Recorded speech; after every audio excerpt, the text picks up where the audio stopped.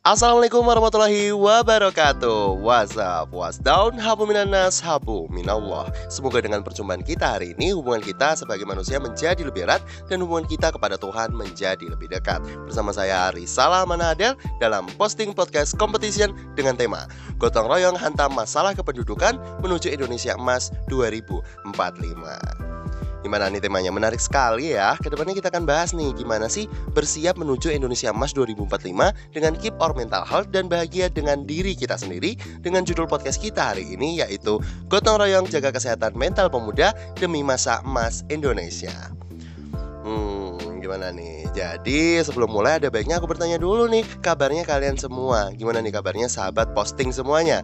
Jemuran aman, tugas kuliah aman, wifi tetangga aman. Dan gimana nih kondisi kamu saat ini? Apakah kamu baik?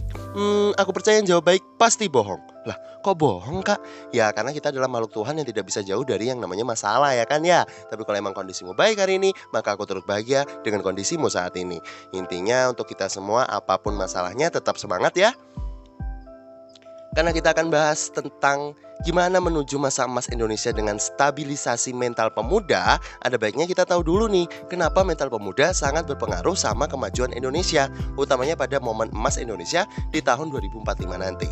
Nah, secara sejarah nih teman-teman, pemuda adalah agen perubahan bangsa yang udah nuntun perjuangan bangsa Indonesia ke masa jayanya dulu, yaitu sebuah kebebasan yang kita sebut dengan kemerdekaan.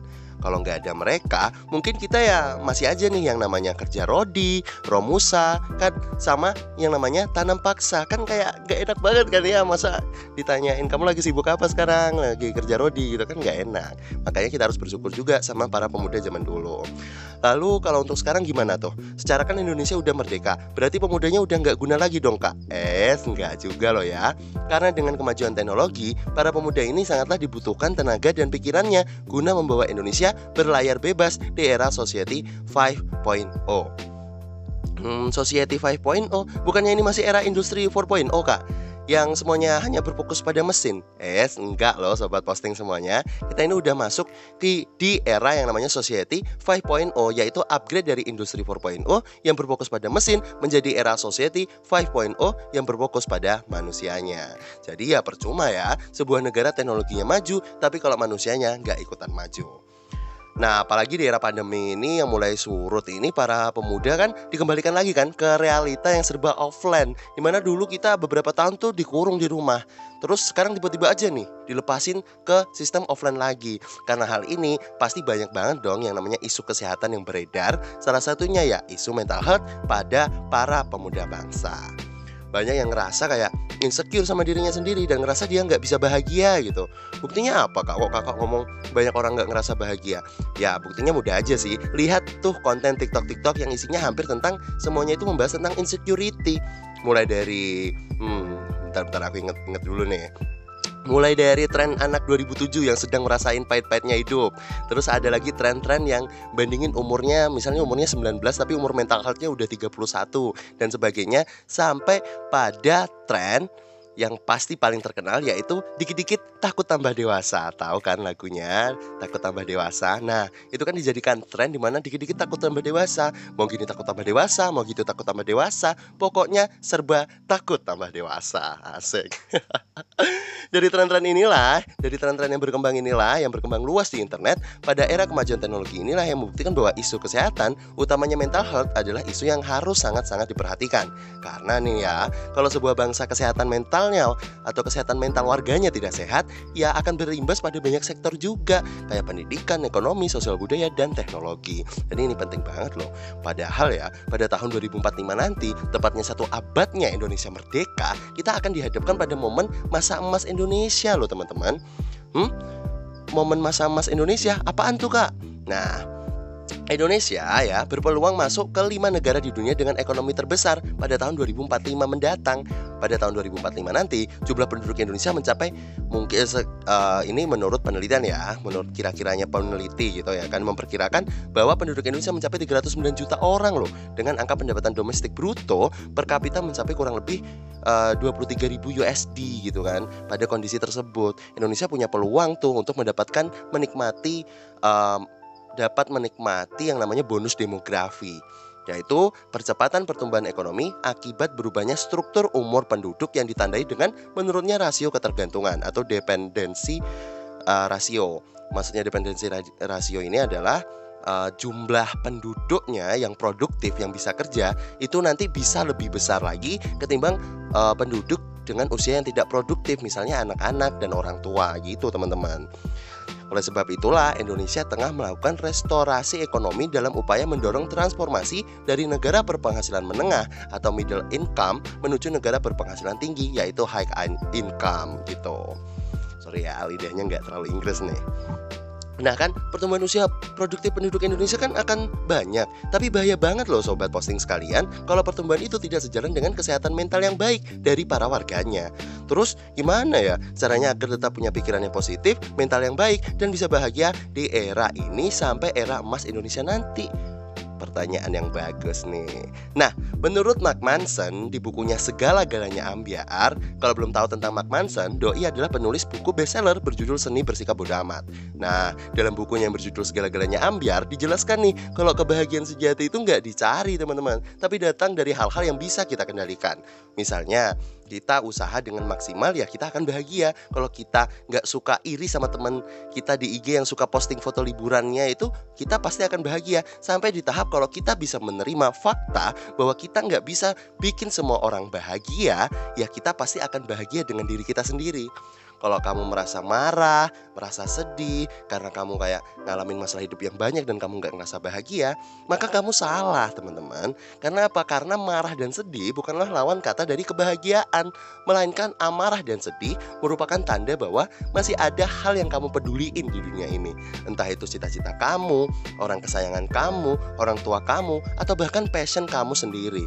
Kalau kamu marah dan sedih itu artinya masih banyak hal yang bernilai yang masih pantas untuk kamu perjuangin. Kamu masih punya harapan untuk tetap berjuang dan untuk tetap menjadi lebih bahagia lagi apapun kondisinya. Apalagi kondisi di pandemi ini yang udah mulai surut sih, tapi kewaspadaan tetap harus dituntut. Apalagi di era Society 5.0 di mana eranya informasi itu bisa disebar sangat cepat gitu ya kan ya. Kadang kita itu suka kayak iri sama pencapaian orang lain gitu kan, suka risih sama pendapat orang lain ke kita, kok dia ngomong gitu ke kita, sama suka banding-bandingin diri kita sama orang lain gitu loh teman-teman. Padahal ya kebahagiaan sejati itu bukan ketika kita bisa mengalahkan pencapaian orang lain, bukan ketika kita bisa membantah opini orang lain ke kita, atau bahkan ketika kita ngerasa menang, ketika kita saat kita bandingin diri kita sama orang lain. Karena menurut Mark Manson, kebahagiaan sejati itu ketika kita lebih kenal, malah lebih kenal dengan diri kita, tahu yang diri kita inginkan itu apa, dan tahu kalau kita itu lebih berharga daripada apapun tanpa perlu membanding-bandingkan diri kita sama orang lain. Karena ya nih ya, kalau kita bisa fokus sama apa yang bisa kita kendalikan, kayak usaha kita, persepsi kita, pemahaman kita, maka kita akan lebih mudah menjaga kesehatan mental kita ketimbang kita malah fokus ke hal-hal yang gak bisa kita kendalikan. Kayak pendapat orang lain ke kita kan kita gak bisa ngendaliin tuh. Pencapaian orang lain mau sampai mana tingginya kita gak bisa ngendaliin tuh. Jadi stop fokus sama hal yang gak bisa kita kendalikan kalau mau punya mental health yang bagus gitu. Karena nih ya, sahabat posting semuanya, takutnya ternyata selama ini masalah mental health ternyata sumbernya itu ya karena diri kamu sendiri gitu loh ya kan. Kita kan kayak sering nyalahin lingkungan, keluarga, nasib. Jangan-jangan masalah utamanya itu ya, masalah paling dasarnya berasal dari diri kita sendiri gitu loh. Pas kita di rumah, kerjaan kita cuman rebahan, scroll TikTok, gibahin orang di grup WA, tapi giliran hidup kita gini-gini aja, kita malah nanti nyalahin Tuhan.